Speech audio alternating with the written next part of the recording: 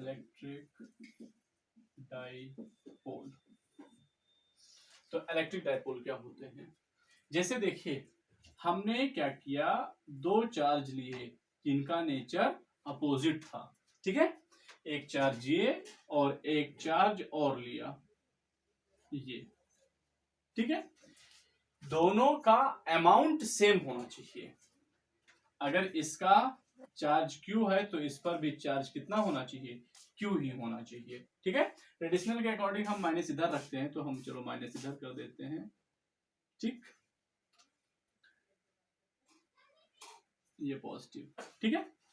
तो अब हमने क्या किया, हम जानते हैं कि अपोजिट चार्ज के बीच में क्या लगता है, फोर्स ऑफ अट्रैक्शन। तो यहां पर भी फोर्स ऑफ अट्रैक्शन लग रहा होगा, लेकिन हमने किसी जुगाड़ से, किसी तरह से इनके डिस्टेंस को फिक्स कर दिया, ठीक है। यहां पर दो इक्वल मैग्नीट्यूड के अपोजिट नेचर के चार्ज एक दूसरे से कुछ डिस्टेंस पर रखे हुए हैं, इनको हमने रख करके एक सिस्टम बना दिया, और इस सिस्टम का नाम ही क्या होता है, electric dipole. A system is consist by the two charge in the nature opposite in the nature but magnitude is equal, and this system is known as the electric dipole.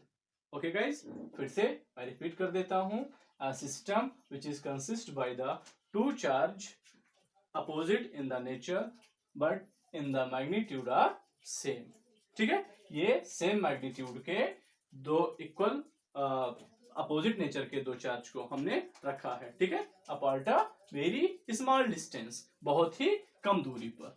जब हम दो opposite charges को same magnitude के बहुत ही कम दूरी पर रख करके सिस्टम बनाते हैं, तो उस सिस्टम का नाम हम क्या रखते हैं, इलेक्ट्रिक डाइपोल। मान लीजिए इनके बीच का डिस्टेंस 2L है। 2 मैंने क्यों लिखा 2L, इसको हम लोग आगे जब इसका इलेक्ट्रिक फील्ड फाइंड करेंगे तब आपको समझ में आ जाएगा। हम यहाँ पर L ही D या R क्यों नहीं ले लिए, जो भी लेते, अगर हम D लेते तो 2D लिखते, अब कुछ लोग D ही लिख रहे हैं, ठीक है। तो हम लोग क्या करते हैं, जैसे अब हम इस सिस्टम के मिड पॉइंट को हमने O से डिनोट कर दिया, तो अब O से यहां तक की दूरी अगर हम लेते तो हमें क्या फ्रैक्शन में लेना पड़ता। फ्रैक्शन से लोग बचना चाहते हैं, अवॉइड करना चाहते हैं, तो इसीलिए फ्रैक्शन से बचने के लिए ही, बच्चों को कंफ्यूजन ना हो, वैसे भी कैलकुलेशन ज्यादा हो जाता है, तो यहां पर हम लोगों ने इसको 2L मान लिया है। अब यहां से यहां तक का डिस्टेंस 1L, यहां से यहां तक 1L आ जाएगा। अपान में आ जाता तब बच्चे ज्यादा कंफ्यूज हो जाते हैं, उनको ज्यादा प्रॉब्लम होने लगती है, तो इसलिए यहां पर हमने इसको 2L मान लिया, ठीक है। अब देखिए इसका कुछ ना कुछ इफेक्ट होगा, ये भी इलेक्ट्रिक फील्ड डेवलप करेगा, ये सारी चीजें फोर्स लगाएगा, सब कुछ करेगा, तो इसका इफेक्टिवनेस भी डिफरेंट होता है, और इसके इफेक्टिवनेस को जो हम डिनोट करते हैं उसको हम डिनोट करते हैं P से, यानी किसी भी डायपोल का जो इफेक्टिवनेस होता है, effectiveness of the dipole is denoted by P is equal to Q into 2L, ये होता है। where P, जहां पर हम इस P को ही क्या कहते हैं, इलेक्ट्रिक डायपोल मूवमेंट, इसको क्या कहेंगे, इलेक्ट्रिक डायपोल मूवमेंट, ठीक है। तो हम इसको क्या कहते हैं, इलेक्ट्रिक डायपोल मूवमेंट कहते हैं, यानी हम इसको ऐसे भी डिफाइन कर सकते हैं इलेक्ट्रिक डायपोल मूवमेंट को, the product of the magnitude of one charge and the distance between them. तो इसका जो प्रोडक्ट होता है उसको हम क्या कहते हैं, इलेक्ट्रिक डायपोल मूवमेंट कहते हैं। इसका डायरेक्शन क्या होता है, इसका डायरेक्शन होता है along to the axis of the dipole, negative to positive, ये डायरेक्शन है, ठीक है। तो हमारे इलेक्ट्रिक डायपोल मूवमेंट का डायरेक्शन नेगेटिव टू पॉजिटिव होता है, और हमारा इलेक्ट्रिक डायपोल मूवमेंट क्या है, एक वेक्टर क्वांटिटी है, ठीक है। Electric dipole movement is a vector quantity and this direction क्या होता है, direction is negative to positive along axis of dipole, along axis of dipole. Okay, तो अब ये हो गया हमारा इलेक्ट्रिक डाइपोल और इलेक्ट्रिक डाइपोल मूवमेंट। अच्छा, अब इसकी यूनिट क्या होगी? इसका यूनिट क्या होगा? तो हमने यहां पर देखा, तो हम क्या देखते हैं, चार्ज है और डिस्टेंस है। तो चार्ज का यूनिट क्या होता है? कूलाम, और डिस्टेंस का यूनिट क्या होता है? मीटर। तो कूलाम मीटर क्या हो गया? इलेक्ट्रिक डाइपोल मूवमेंट का यूनिट हो गया। सिंबल P है, फार्मूला Q इंटू 2L है। ठीक है, direction negative to positive along to the axis of dipole. ठीक है, एक्सिस क्या है? A line passing through the negative to positive on the axis of the dipole. Okay, अब यह सिस्टम क्या इलेक्ट्रिक फील्ड को क्रिएट कर सकता है? आंसर है यस। अब अगर हम किसी डाइपोल के थ्रू, अब एक चीज यहां ध्यान रखिएगा, हमारा डाइपोल जो है वो एक सिस्टम है, क्योंकि यहां पर एक से ज्यादा चार्जेस हैं, और हमने अभी तक इलेक्ट्रिक फील्ड जो फाइंड किया है वो केवल पॉइंट चार्ज के लिए किया है। हमारे पास ऐसा कोई फार्मूला अभी तक नहीं है जिससे हम किसी डायरेक्ट सिस्टम ऑफ पार्टिकल के लिए इलेक्ट्रिक फील्ड फाइंड कर सके। कोई भी हमारे पास इलेक्ट्रिक फील्ड का चार्ज का सिस्टम और उसके लिए हम डायरेक्ट फाइंड कर ले, हमारे पास अभी ऐसा कोई फार्मूला अवेलेबल नहीं है, तो हम लोग कोशिश करते हैं। अब यहां पर 3 केसेस अराइज होते हैं इलेक्ट्रिक फील्ड के। ठीक है, कौन कौन से? जैसे हम यहां पर देख सकते हैं कि पॉइंट हमारा, जैसे ये एक्सिस है, मैंने आपको बताया ना कि ये जो है हमारा, ये जो लाइन अभी मैं ड्रॉ कर रहा हूं, ये क्या है? डायपोल का एक्सिस है। तो इसके एक्सिस के किसी पॉइंट पर हमें इलेक्ट्रिक फील्ड फाइंड करना पड़ सकता है।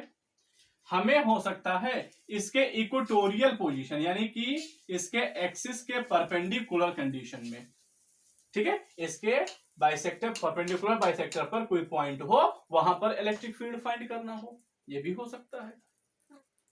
और हो सकता है कि किसी भी रैंडमली किसी भी पॉइंट पर हमसे ये इलेक्ट्रिक फील्ड फाइंड करने को कह दे। तो इस तरह से electric field due to dipole के लिए 3 कंडीशन अराइज होते हैं। कौन कौन से? इक्वेटोरियल, एक्सल और जनरल पॉइंट। ओके, तो अब हमारी बारी है इलेक्ट्रिक फील्ड पढ़ने की ड्यू टू डाइपोल। ठीक है, तो इसके लिए हम सबसे पहले पढ़ेंगे electric field due to dipole at a axial point. Okay, जब हमारे एक्सिस पर कहीं पॉइंट हो तब वहां पर इलेक्ट्रिक फील्ड कितना होगा। ओके गाइस,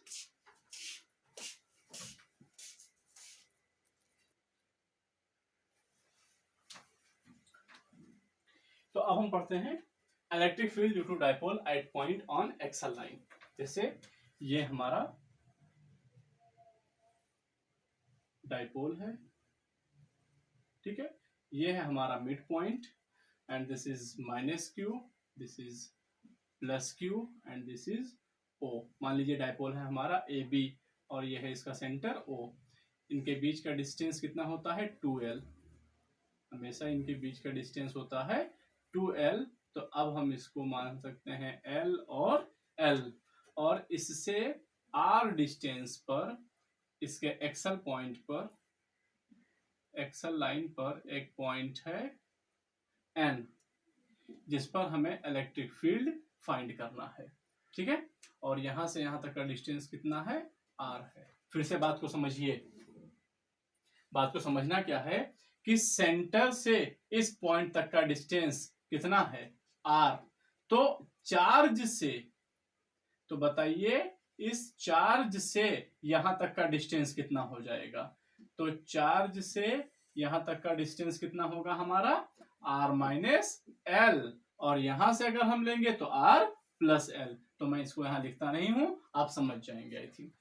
तो अब हम इसको सॉल्व करना शुरू करते हैं।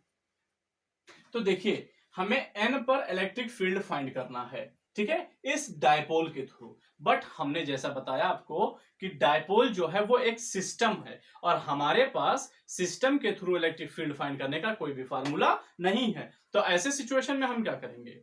तो ऐसे सिचुएशन में हम अपने सिस्टम को छोटे छोटे छोटे छोटे टुकड़ों में बांट देंगे। कितने छोटे? जितना कि वो पॉइंट चार्ज बन सके। तो अगर मैं इस डायपोल को, इस सिस्टम को मैं पॉइंट चार्ज में बांटूं तो कितना पॉइंट चार्ज बनेगा? 2 पॉइंट चार्ज बनेगा। कितना? 2। ठीक है। तो आप देखिए, जब भी आपके पास कई सिस्टम होंगे, 2 से ज्यादा भी अगर चार्जेस हैं, तो आप क्या करेंगे? सभी चार्जेस के थ्रू इंडिविजुअल इलेक्ट्रिक फील्ड किसी पॉइंट पर कितना होगा, आप उसको फाइंड करेंगे और फिर सबका रिजल्टेंट फाइंड कर लेंगे। ठीक है। तो इसी तरह से यहां भी हम देखेंगे, यहां पर हमारे पास 2 पॉइंट है, 2 पॉइंट चार्ज है, -q और +q। तो हम क्या करेंगे? इन दोनों के थ्रू अलग अलग यहां पर इलेक्ट्रिक फील्ड कितना होगा वो फाइंड करेंगे और उसके बाद दोनों का हम क्या करेंगे? रिजल्टेंट फाइंड कर लेंगे। तो चलिए देखते हैं +q के थ्रू। ठीक है। E at point n due to positive q, +q के थ्रू कितना होगा? मान लिया मैंने E1, तो जैसा कि मैंने बताया था, पॉजिटिव चार्ज के थ्रू इलेक्ट्रिक फील्ड हमेशा बाहर की ओर होता है, दैट इज E1। ठीक है। तो कितना होता है? तो जनरली इलेक्ट्रिक फील्ड का फार्मूला हमारे पास पॉइंट चार्ज वाला कितना था? 1/4πε0 q/r², यानी चार्ज और बटे चार्ज से उस पॉइंट की दूरी, distance from the charge and point two point. तो हमारे चार्ज से पॉइंट तक का डिस्टेंस कितना है? बात समझिए। यहां पे, यहां से यहां तक का पूरा मिड पॉइंट से यहां तक r है, यहां से यहां तक l है। तो अब यहां से यहां कितना बचा जाने के लिए? r में से l को क्या किया? घटा दिया, माइनस कर दिया। तो यहां से यहां तक का डिस्टेंस कितना है? r - l। तो E1 = 1/4πε0 q कितना है? स्मॉल q, और डिस्टेंस कितना है? r - l का होल स्क्वायर। एंड फिर E at point n due to -q, मान लिया E2, ये कितना हो जाएगा? 1/4πε0 q/। इसके थ्रू हमें चार्ज का मैग्नीट्यूड लेना है, उसका नेचर नहीं। तो इसका मैग्नीट्यूड भी कितना है? q है। और यहां से यहां तक का डिस्टेंस कितना है? देखो, यहां से यहां तक r था और इतना और ऐड करो तो कितना हो गया? r + l। तो ये डिस्टेंस हो जाता है r + l का होल स्क्वायर। ठीक है। तो इसका डायरेक्शन क्या होगा? तो निगेटिव चार्ज के लिए इलेक्ट्रिक फील्ड अंदर की ओर होता है, दैट इज E2। और हम जानते हैं इलेक्ट्रिक फील्ड जो है वो एक वेक्टर क्वांटिटी है, इसलिए उसका रिजल्टेंट जो होगा वो कैसा होगा? दोनों के डिफरेंस के इक्वल होगा। So net E at point n due to dipole, तो E = ये हो जाएगा E1 - E2। E1 की वैल्यू कितनी है? 1/4πε0 q/r - l का whole square minus 1/4πε0 q/r + l का होल स्क्वायर। तो देखिए, 1/4πε0 और q दोनों में कॉमन है, इसको बाहर ले लेते हैं। तो q/4πε0 1/r - l का whole square minus r 1/r + l का होल स्क्वायर। ये हो गए। अंदर सॉल्व करते हैं तो 1/4πε0, पहले डिनोमिनेटर का मल्टीप्लाई करेंगे तो r - l का whole square into r + l का होल स्क्वायर। तो हमने पढ़ा है कि अगर दो चीज गुणे हुए, जैसे लिखा है x² इंटू y², तो हम इसको क्या लिख सकते हैं? xy का होल स्क्वायर। तो वही चीज हम यहां भी कर रहे हैं, हम इसको लिख सकते हैं r और इनका होल स्क्वायर इकट्ठा लगा देते हैं, दोनों का स्क्वायर, और फिर इसका क्रॉस मल्टीप्लाई करेंगे तो ये क्या लिखा है? +b का होल स्क्वायर। तो ये हो जाएगा a² + b² + 2ab, फिर माइनस लगाया और यहां पर फिर r a - b का होल स्क्वायर, तो a² + b² माइनस 2ab।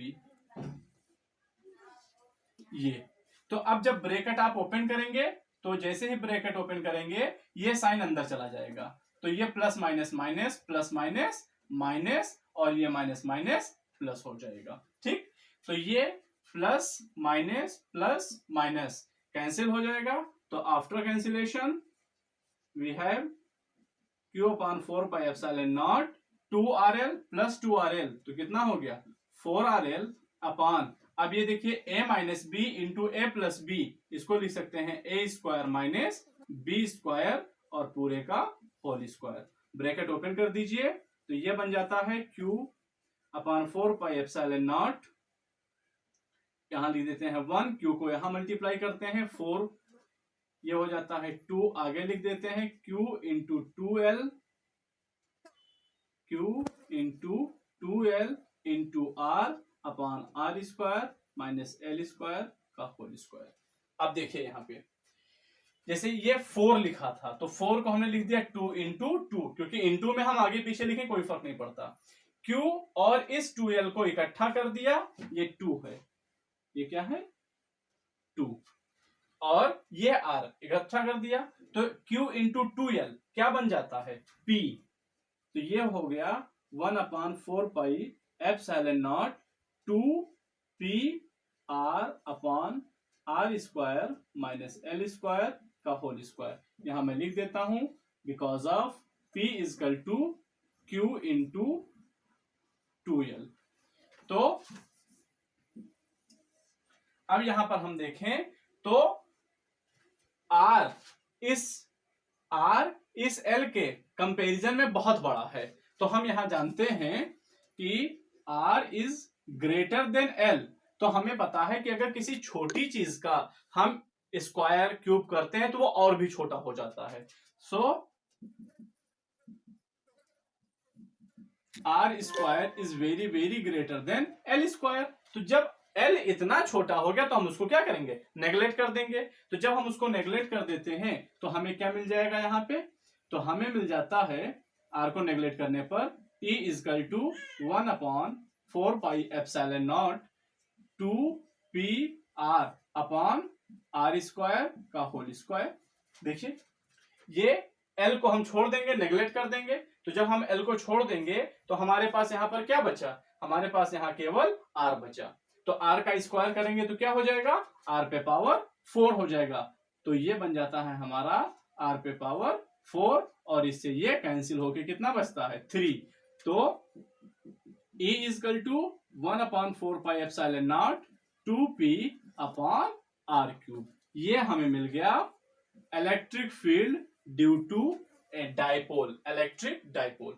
तो अब हमारे पास एक सिस्टम यानी एक डाइपोल के थ्रू एक्सल पोजीशन पर किसी भी पॉइंट पर कितना इलेक्ट्रिक फील्ड होगा अब हम डायरेक्ट फाइंड कर सकते हैं। अब हमारे पास फार्मूला आ गया और ये फार्मूला लगाएंगे एक्सल पोजीशन के लिए, ठीक है। तो एक्सल लाइन पर अगर कहीं भी कोई पॉइंट है तो आप डायरेक्ट इस फार्मूले से कैलकुलेट कर सकते हैं।